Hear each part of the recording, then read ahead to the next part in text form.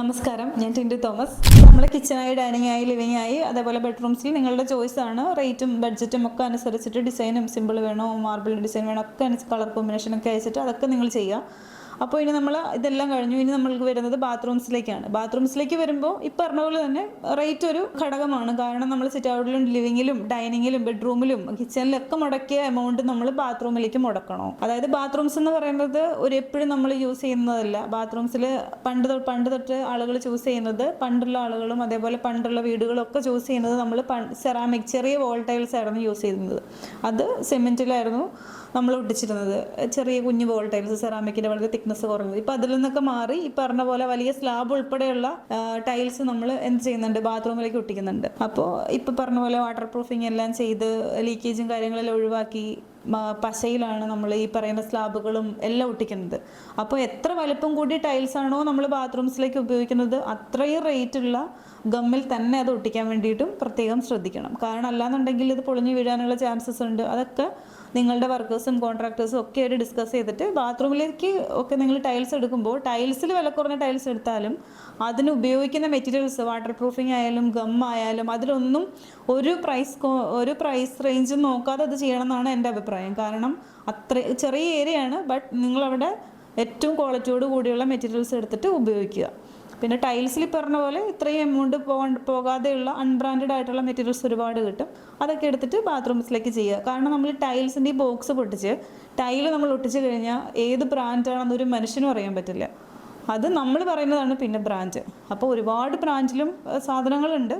But ഈ പറഞ്ഞ പോലെ നമ്മൾക്ക് പ്രൈസ് ഒരു ഘടകമാണെങ്കിൽ പ്രൈസ് നോക്കിയിട്ട് തന്നെ നിങ്ങൾ ടൈൽസ് ചൂസ് ചെയ്യാം.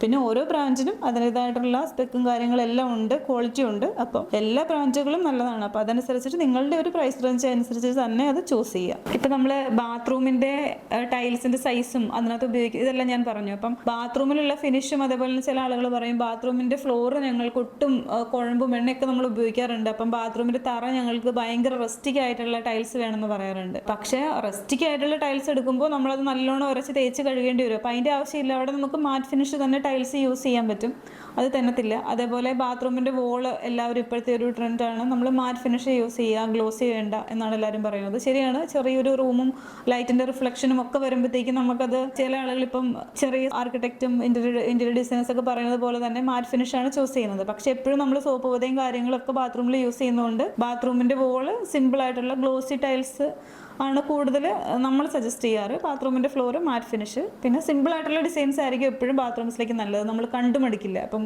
കുറേ ഹൊറിബിളായിട്ടുള്ള ഡിസൈൻസ് ഒക്കെ എടുത്തിട്ട് നമ്മൾ ബാത്റൂംസിലേക്ക് ഒട്ടിച്ച് കഴിഞ്ഞാൽ നമ്മൾ അത്രയും എക്സ്പെൻസീവായിട്ട് ചെയ്തും പോയി പിന്നെ നമുക്കത് മാറ്റാനും പറ്റില്ല. അപ്പോൾ ഒരുപാട് ആലോചിച്ചിട്ട് നമ്മൾ ഇത്രയും ബാത്റൂംസ് ചെറുതായിരിക്കും, ബട്ട് നമ്മൾ ഇത്രയും നന്നായിട്ട് ശ്രദ്ധിച്ച് ചെയ്യുന്നത് കൊണ്ട് തന്നെ വളരെ ചിന്തിച്ചിട്ട് ചെയ്യേണ്ട കാര്യങ്ങളാണ്. പിന്നെ ഒരുപാട് റസ്റ്റിക്ക് സ്റ്റോൺ ഫിനിഷിലുള്ള ടൈൽസ് ഒന്നും എടുത്തിട്ട് ബാത്റൂംസ് ചെയ്യാതിരിക്കുന്നതാണ് നല്ലത്.